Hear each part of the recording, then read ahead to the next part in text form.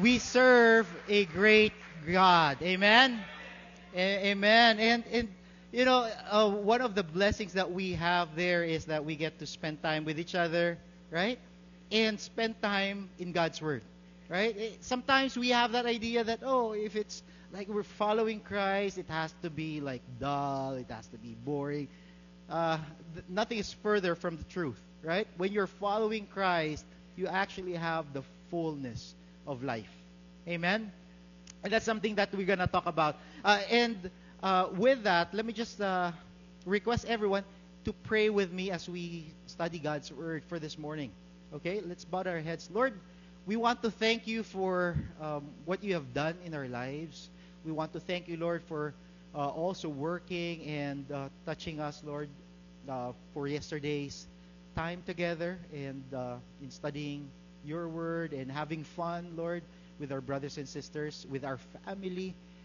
And indeed, Lord, we acknowledge that all blessings come from you alone.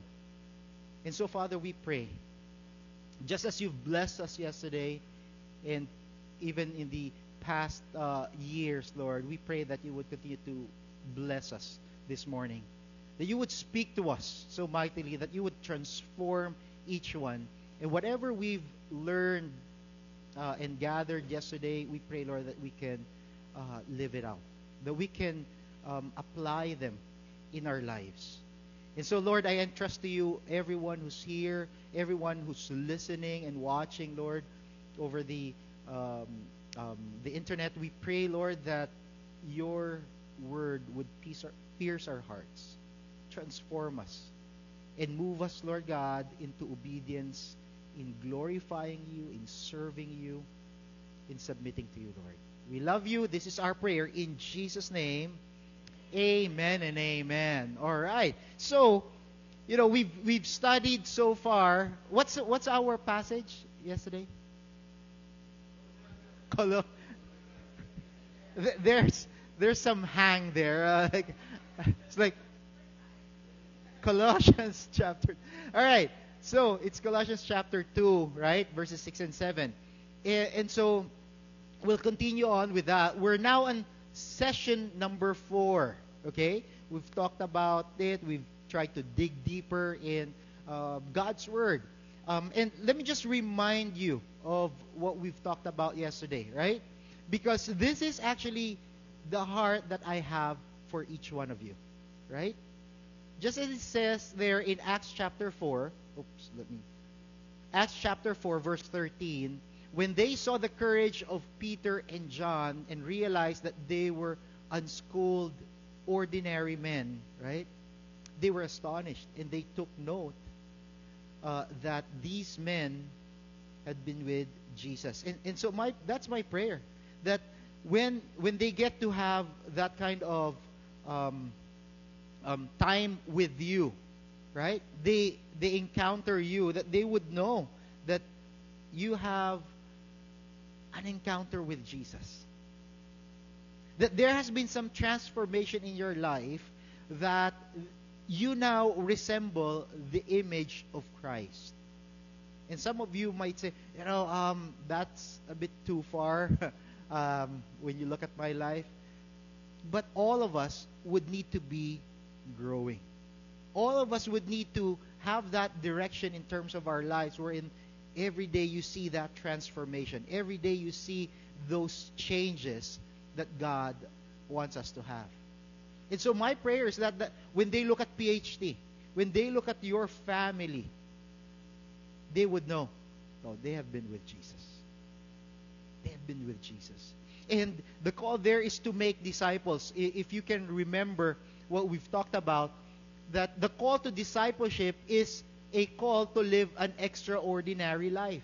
It's not something that we are to copy the world, but rather we are to make a difference. We are to have, that they would know that, hey, they live here on earth, but in terms of their relationship with God, their spirituality, it's totally different. And so when they have problems, they would come to you. Can I hear an amen to that? Instead of if they have problems, it's not you. All right? But if they have problems, they will come to you and they would ask, would you pray for me? Would you be able to help me? What do you think does God want me to do? Right? That's actually how we make disciples. It's not actually bringing them to church in terms of, oh, you have to be a member of our church so that that I'm making disciples. You see, that's the wrong idea of discipleship. You see, discipleship is not based on programs. Can I hear an amen to that? It's not based on strategy. Making disciples it's actually through people. Like you and me. God uses ordinary people, just as you've seen there in the lives of Peter and John. God wants to use you. God wants to use you in terms of making an impact to those around you. And that is making disciples. That you live in a certain way that is different from them, and that you now help them be drawn closer to Christ. And it's an extraordinary life. An extraordinary life is rooted in an intimate relationship with our Lord Jesus Christ.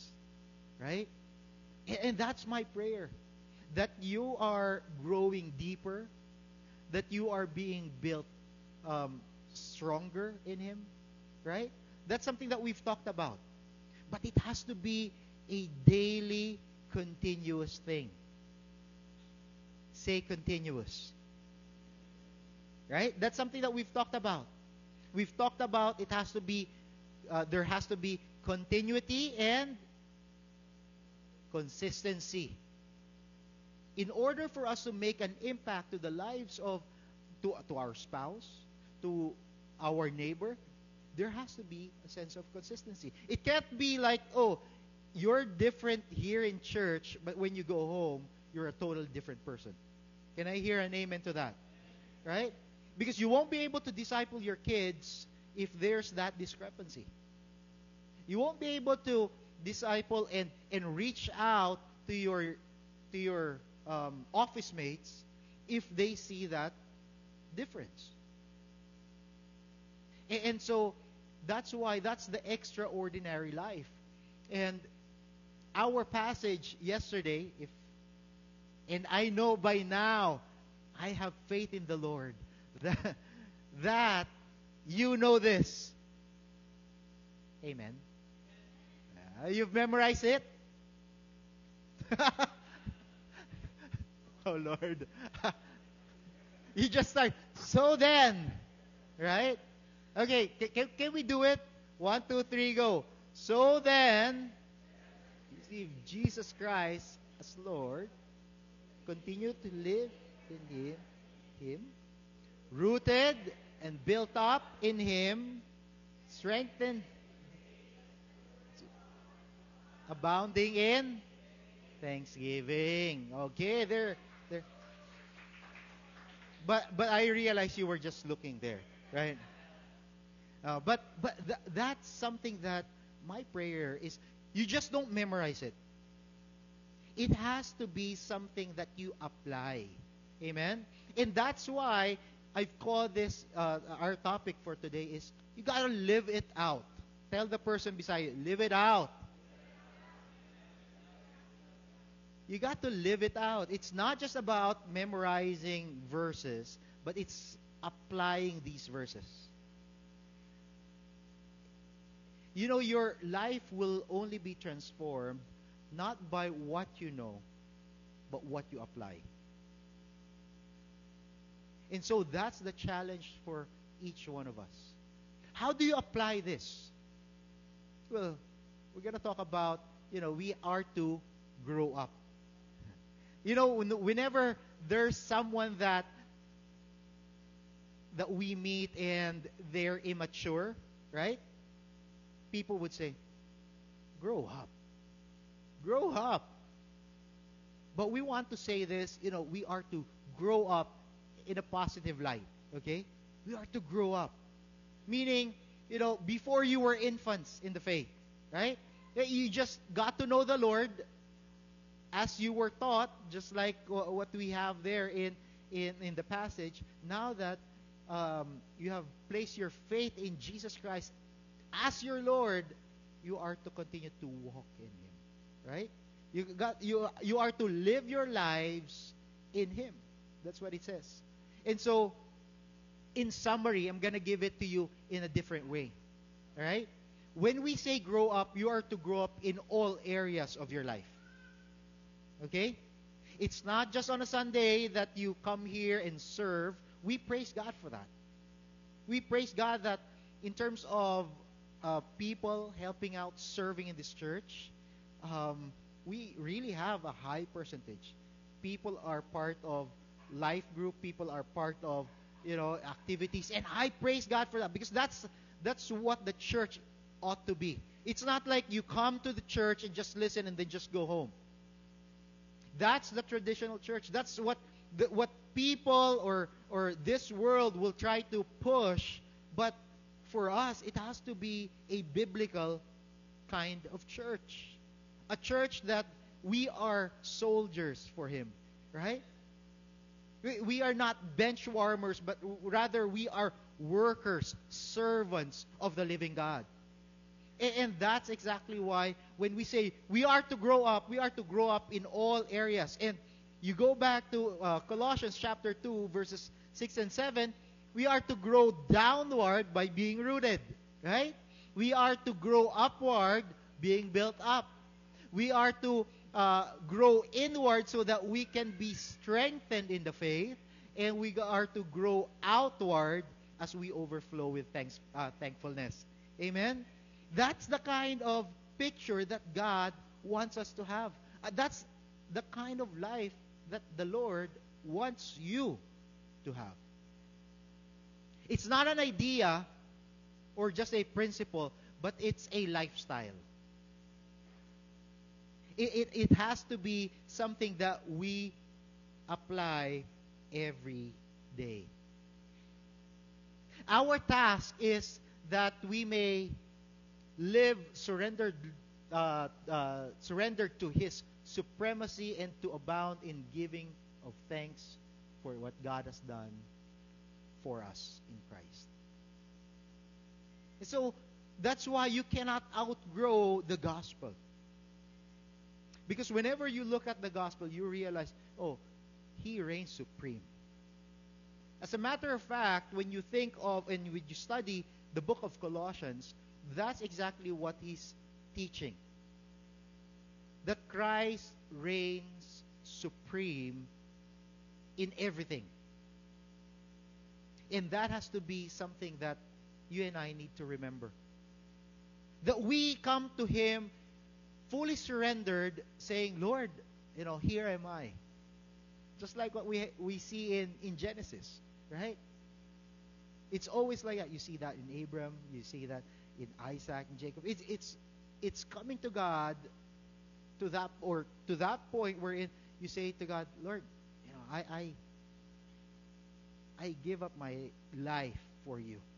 It's not what I want, but it's what you want for me.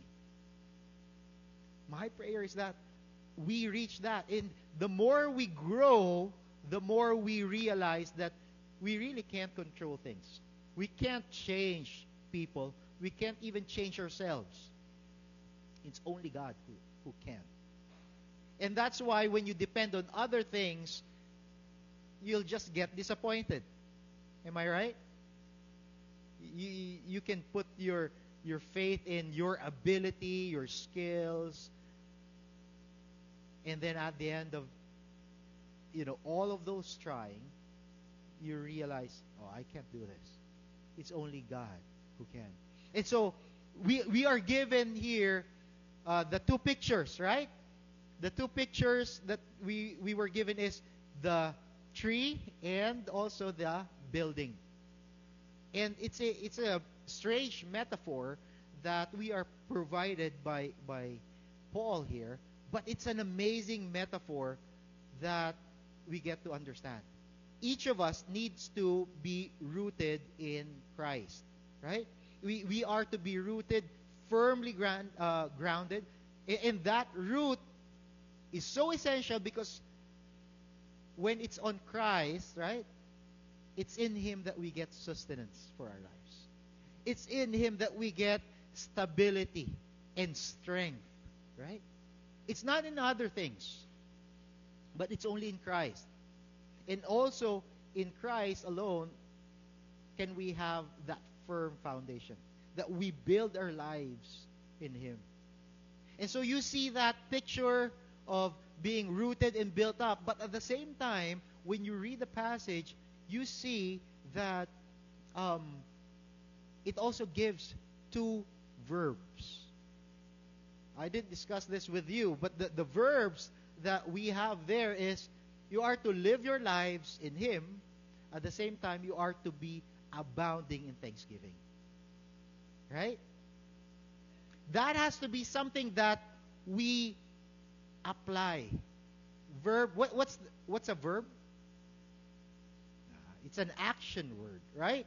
There has to be an action. It's not just a set of ideas, but it's something that you apply in your lives. And that's why you see that that's the progress. It starts first with, when you receive Christ, this is the journey of your life. Your life starts only when you have Christ Jesus as your Lord.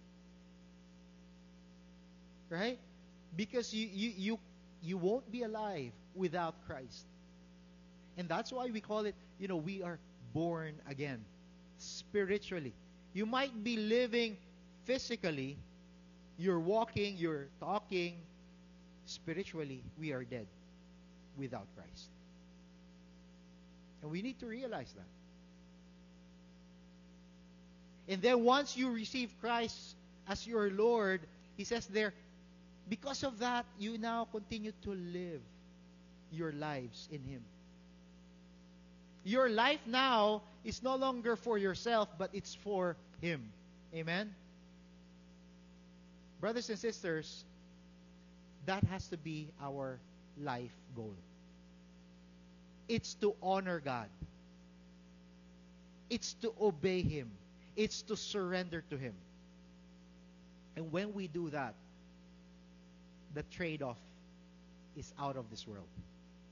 The blessing that you and I are to receive is something that is it's beyond your imagination.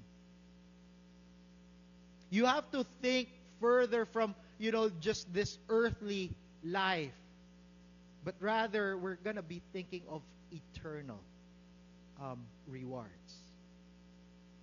Brothers and sisters, that's something that my prayer is that you would have that desire to be with Him, to worship Him, to be part of that the building of His kingdom, right? And then, of course, another action word is abounding in thanksgiving. Are you thankful?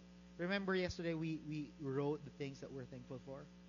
And the reason why you didn't burn it, it's for you to be reminded of it. Because we will all face troubles in life, and that's when you need to be reminded that, hey, God has been faithful in your life all throughout these years. And though we are facing storms in life, because we are rooted and grounded in Him, we cannot be toppled over. We're firm. No one can uproot us. And so we need to be thankful people. Amen? Are you a thankful person? Or are you a complainer? Right? It's either we'll be complaining about what we don't have, or when we open up our mouths, we'll be praising God. Brothers and sisters, I would say choose the latter. Open up your mouths so that whenever you do that, people will hear praises to our living God. Right? And with that, we didn't dive into the verses before and after. And that's what we want to understand. It's a beautiful passage, right? And in Colossians chapter 2, verses 1 to 3, it says there, I want you to know how hard I am contending for you and for those at Laodicea and for all who have not met me personally. And so we get to see here, Paul hasn't been there. He's not the one who started this church, right? He just found out what was happening in the church in Colossae through Epaphras. And from there, even if he hasn't met them, I want you to pray that God would give you that kind of heart like Paul. But because he was actually, when he heard this, look at his concern. Look at his care for his brothers and sisters. Right? You see there, he's been contending for you, he was saying, for those at Laodicea, and for all who have not met me personally. He hasn't been there, and yet he has been struggling and praying for them. We are to pray for each other. Amen? We need each other. That's something that we've been talking about yesterday.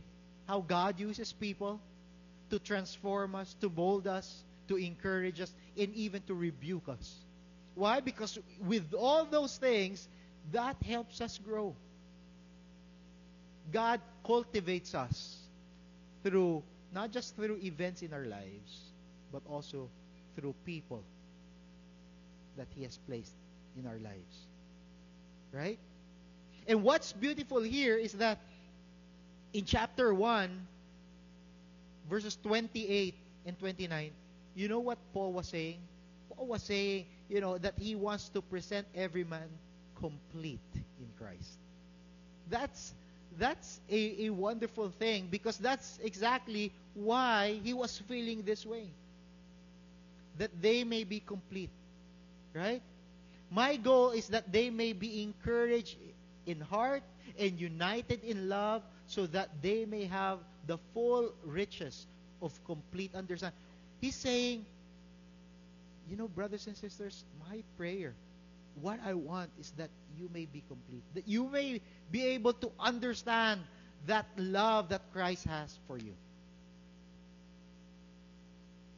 Do you understand that in your life? Because when we understand the love of Christ, what He has done for you, the gospel, it will transform your life. It will change the trajectory of your life. And it's not really perfection in that sense, because we're still struggling. Even if you're a Christian, you're still struggling. Am I right? Or is it just me? Do you guys struggle as well? Right? We all do.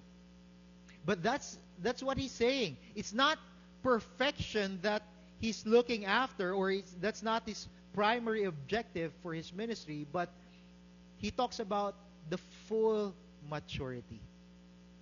That we get to mature. Not just in our physical appearance, but mature in terms of the way we think. How we respond to obstacles in our lives. How we handle the trials. And in 2 Corinthians chapter 3, verse 5, he reminds us of that adequacy is from God. Jesus is all-sufficient. He has to be.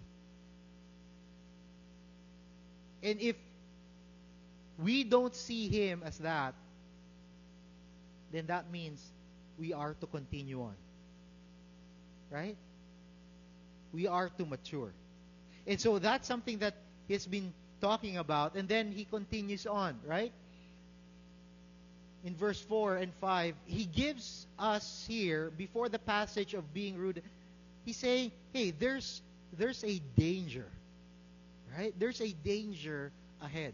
It's good that, we had a good time yesterday, that we studied that, hey, this is something that you and I need to have. We are to be rooted and built up in Him. Why? Because, he says there, I tell you this, so that no one may deceive you by fine-sounding arguments. For though I am absent from you in body, I am present with you in spirit, and delight to see how disciplined you are and how firm your faith in Christ is. You see, that's also my prayer for you. You know why?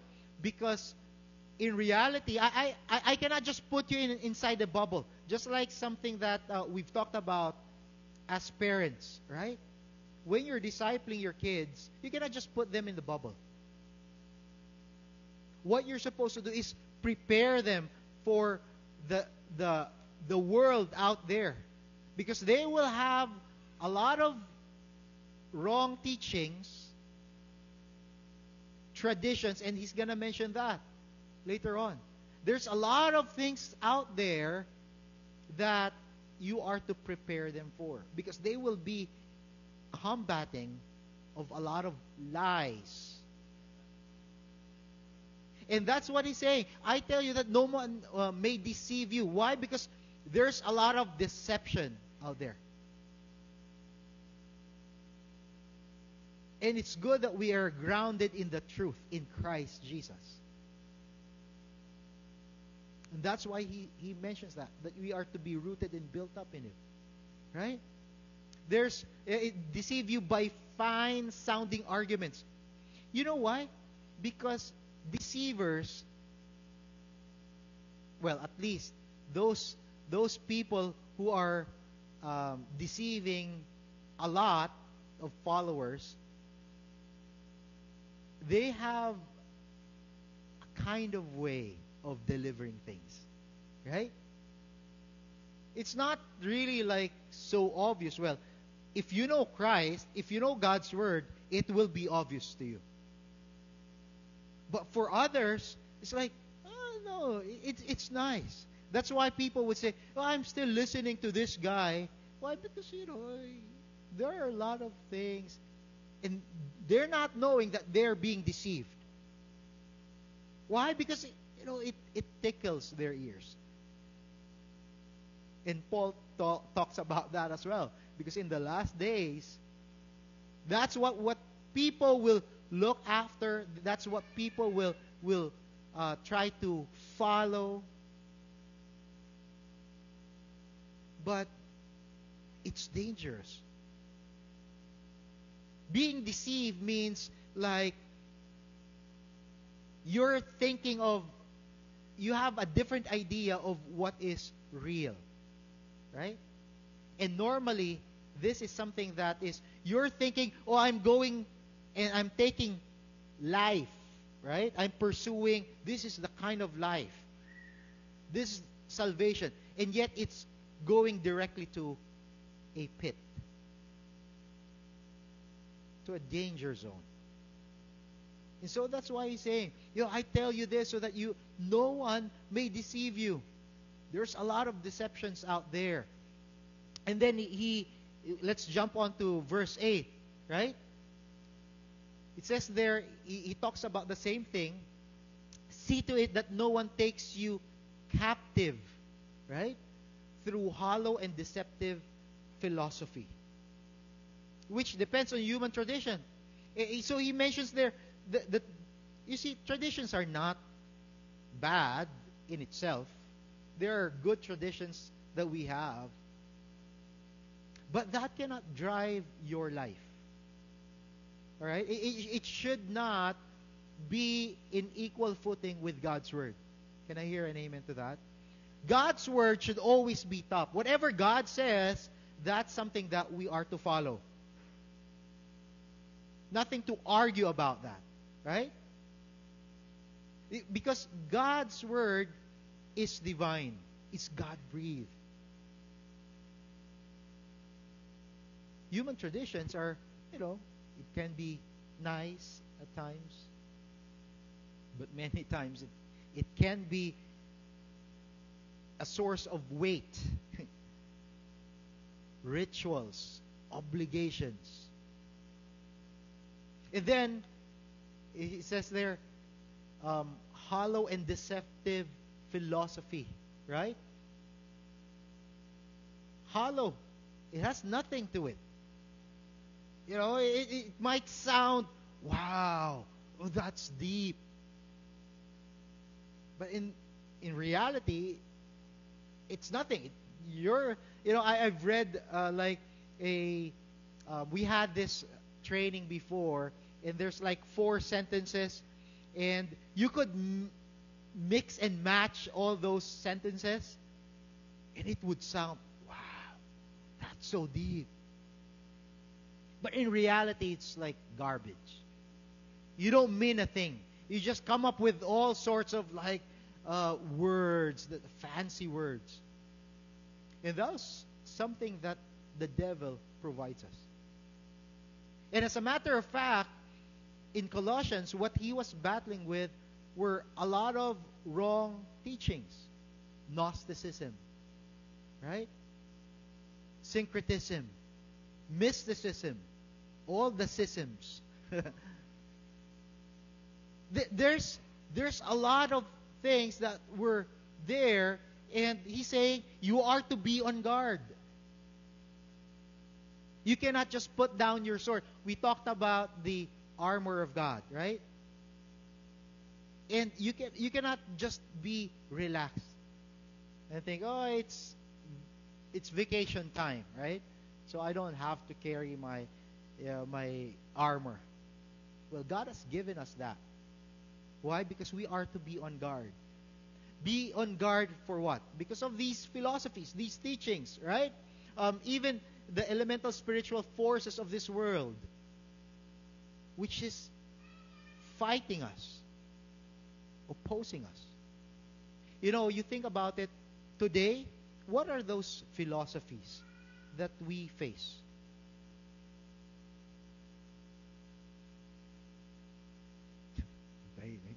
All right, I'll show you. All right, let me show you. Worldly thinking tells you you are to live your own truth. Truth is just relative. Whatever you think is true, whatever's true for you, that's good. That might be different for me, but you have your own truth and you can live it out. That's wrong. Biblical thinking is in Psalm 119, verse 160. The sum of your word is truth. That's why the truth is dependent on God. You know why? Because if it's based on your feelings, it's based on what the world says, it changes. Am I right? What was acceptable or unacceptable 10 years ago is today acceptable, even promoted. Your feeling yesterday can change in your feeling today. You just miss a meal and your mood will change. Am I right? If I miss my morning coffee, there's a real big change in terms of my moods. All right? And so you don't base it there, you base it on the truth.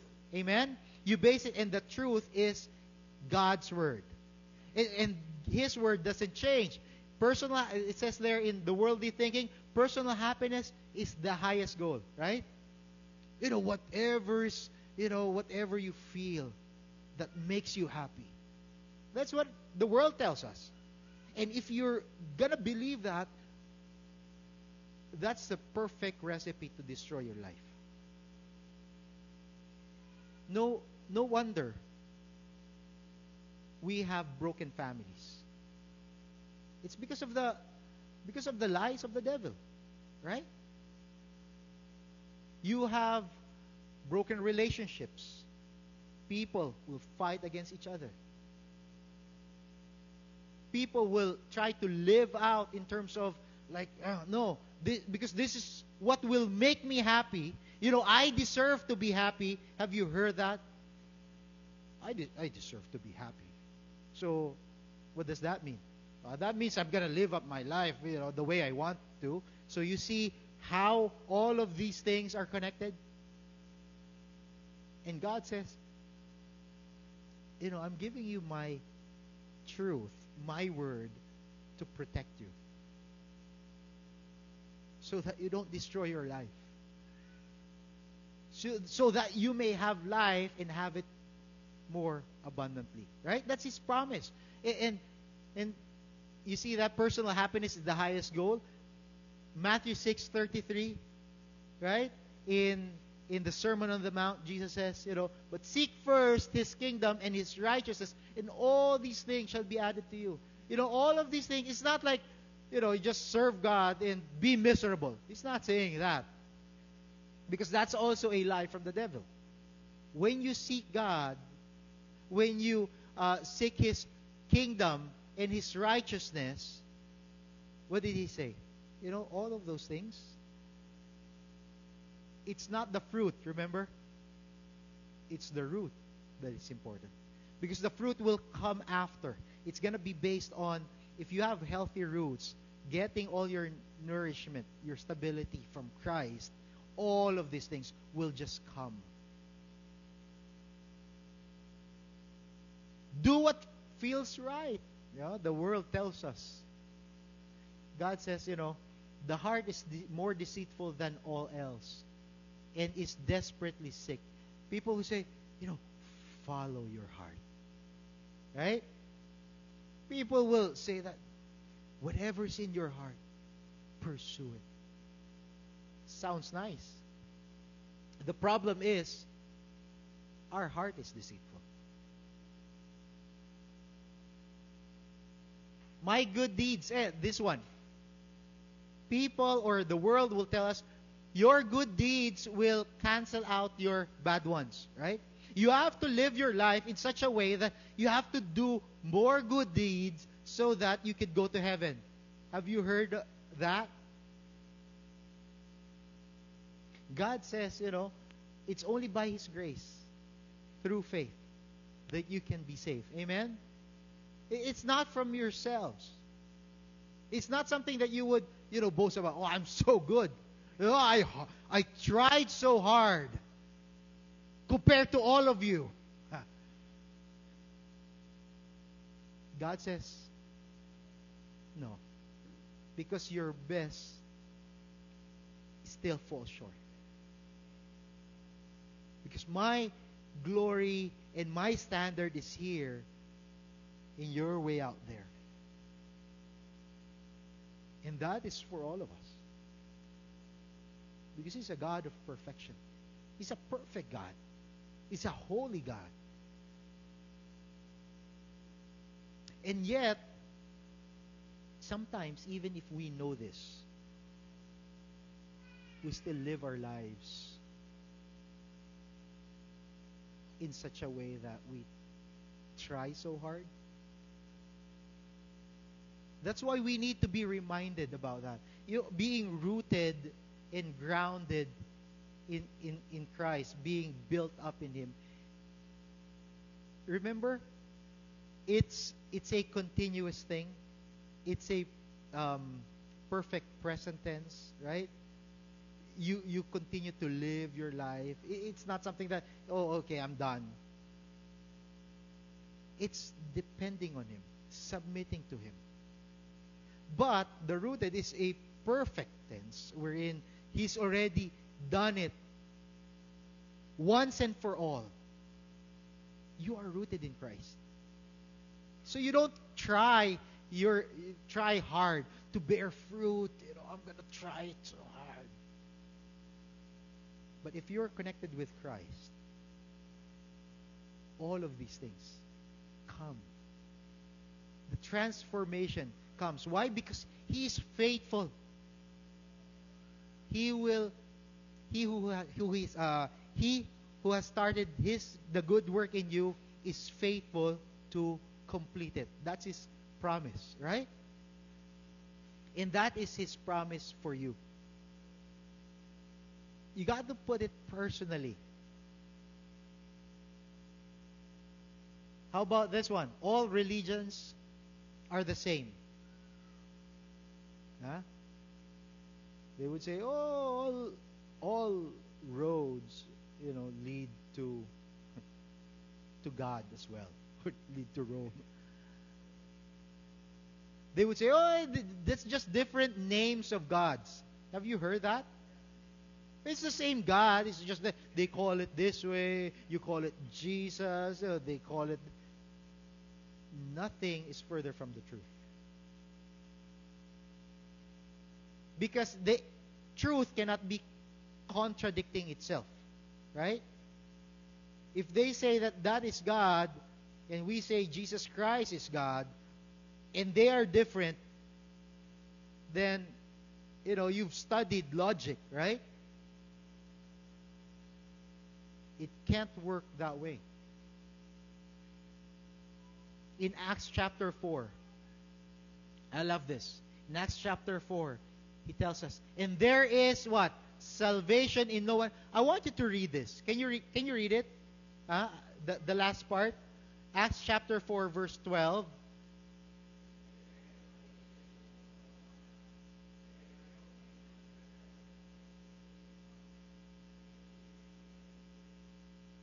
Is that clear or what? There's no salvation in no one else. It's only through Jesus Christ. Whether we like it or not, that is the truth. So it's either I put my trust in the truth or I put my trust in somewhere else. It's up to you, right?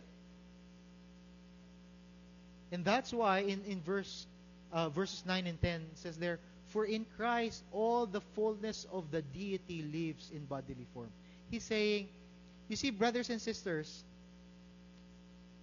for us to really live out this life, for us to be on guard, for us to be able to grow up, we have to understand the basic thing. It's always in Christ.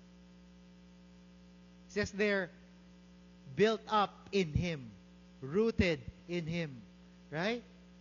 Continue to live your lives in Him. Why?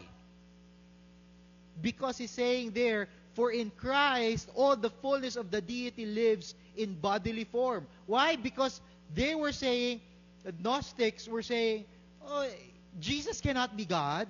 Why? Because if He is God, you see, God is perfect, right? And this body is not perfect. So He cannot be on human body. That's what they were teaching. So they were saying, so that means Jesus is not God. It's either He is God and Jesus Christ is like just an emanation. Have you heard of that word, emanation? No? Me neither. Right? No, just kidding. No. Emanation is like the scent of perfume. Right? Oh, you smell it. Yeah. He's just like that. But he's not real human. That's on the other side. It's like saying, oh, he's just, ano tawag doon? Like an appearance. Just showed up and but he's not real human. On the other side, they're saying, oh, He is God. Or He is not God because He's just human. Right? So it's both lies. And Paul was saying, let me just be sure that you get this. He says there, for in Christ all the fullness, right? It's not just part of it, but the fullness of the deity, of God Himself, lives in bodily form. And in Christ you have been brought to fullness. Now, can I just say one thing? Why this is so important, right? There's a couple of things that I want you to understand. In verse 9, he says there that Jesus is God. Always be reminded of that. If they provide you with anything else, Jesus is a good teacher. Jesus is a good man. He's the most successful, religious leader out there. If you diminish who Christ is, you have to be careful. You have to be on guard. Always be reminded. Always be reminded. Jesus is God. Let me take it further. Is Jesus your God? Because it's one thing that we have that in our minds. It's another thing that we have that truth in our hearts. Are you with me? You have to check that. You have to check that. And it has to be a personal thing. But he also proceeds on in verse 10. So Jesus is God. I want you to also remember that Jesus completes us. You see, brothers and sisters, without Christ, we are just incomplete. We are broken people. You don't have to break yourself to say that, I did this, that's why I'm broke. No, we are broken people. As a matter of fact, we are dead without Christ. And what he's saying there that, only in Christ can you find completeness. That you may be whole. And that's the same thing for us. Where do you search for satisfaction, for completeness in your life? Because he's reminding here. You want to grow up? You want to live it out? Then settle this in your heart. That Jesus is the only one who can complete you. Some of us would search completeness in what? Relationships. Some would have, I've heard people, if I will just have a child, then I will have peace. Believe me. You ask the parents. Peace pala, ha? Or, if I just have a husband. Ba't parang ang lakas ng tawa ni Jet? No, just kidding. But really, right? All of these things are blessing. We say it this way. I love my family.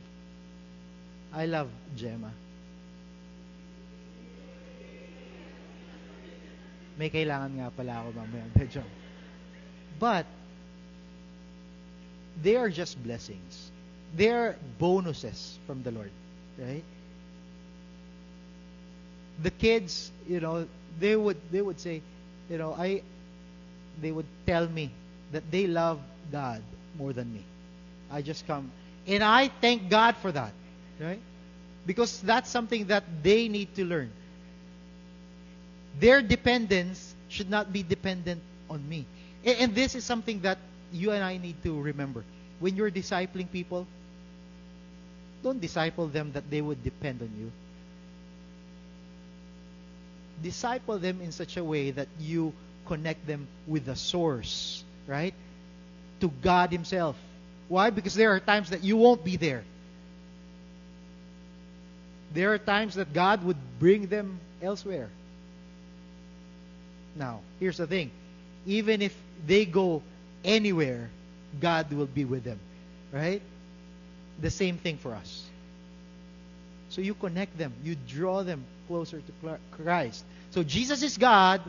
Jesus also completes us. And lastly, Jesus gives true freedom. We'll jump into verses 16 and 17. It says there, Therefore, do not let anyone judge you by what you eat or drink, or with regard to religious festivals, right? He says there, these are a shadow of the things that were to come. The reality, however, is found in Christ. With all of these things, it just shackles you. It just puts you in that, just like the traditions, just like those things. That's why Jesus says, come, right? All of you who are weary, right? Why? Because legalism just weighs us down. Oh, you have to read 5 chapters a day. If you don't, you won't make it to heaven. Some would even say, oh, yeah, we're not like that. But you have to read 5 chapters a day, otherwise you won't grow. The Bible doesn't say that. Because I've seen people who's just reading, 5 verses a day, and yet they try to dig deep, and they appreciate it, and that changes their lives. So you got to be careful about these things, right? Because what he's saying there is that it's not in all of these rituals, it's not all of these practices, these strategies, it's not all of those things, but it's in Christ, right? Jesus gives true freedom.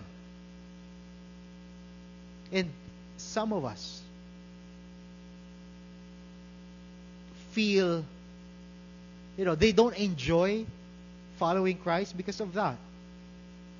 They feel, oh, this is too hard. It's just too hard. Is this following Christ? It's not fun. It's because we are being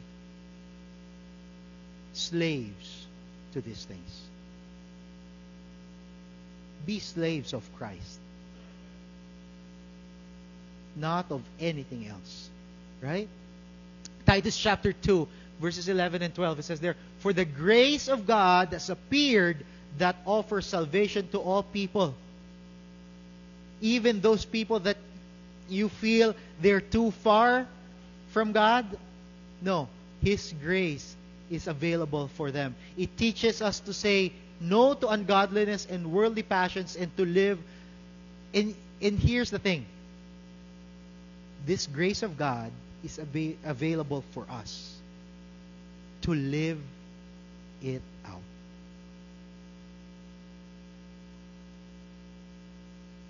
It's available for you to say no to ungodliness. It's available for you to walk and follow Christ. It's available for you to be rooted and grounded in Him. For you to live your lives for Him. For you to abound in thankfulness. That's the grace of God. You should be thankful for that. And so let me ask you again, is Jesus your God? Is He the one that you seek for satisfaction in life? Is it real freedom that you seek, which comes from Jesus Christ alone? That's my prayer for all of us. We're talking about be rooted in Christ. Amen? I want us to end in this way. There's another passage from Paul that I think would be amazing for us also to look at. And that is in Ephesians chapter 3. I want us to read it all together. Can you read it? 1, 2, 3, go.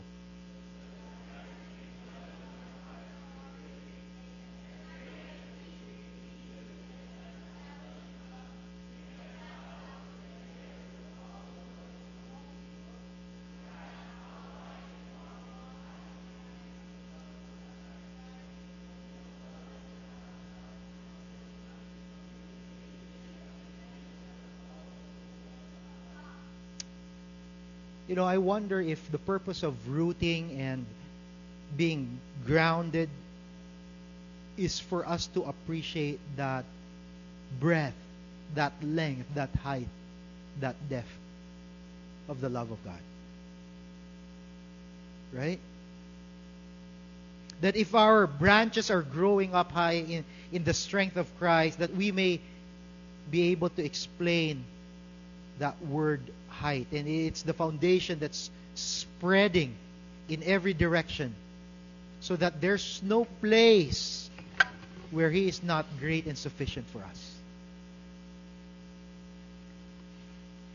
There's no place that we would be able to reach out to show His breadth and His love, and that depth of His love for you and for me.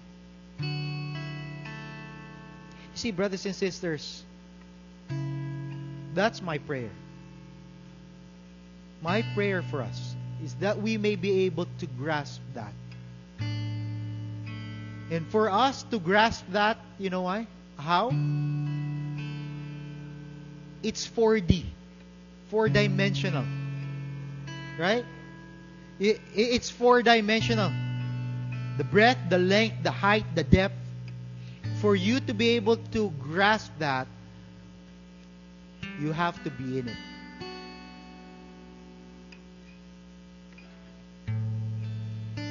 We've been through like 3D that you're watching, but being in 4D, it's like you're being immersed. Being in the water. We did baptism yesterday, and it's also the same thing. In Colossians, we didn't read it. In verses 11 onwards, he gives there a picture of being baptized. And that's you're being put inside or under the water in Christ's death, burial, and resurrection. That's the only way that we would be able to truly experience it. It's not just coming on Sundays,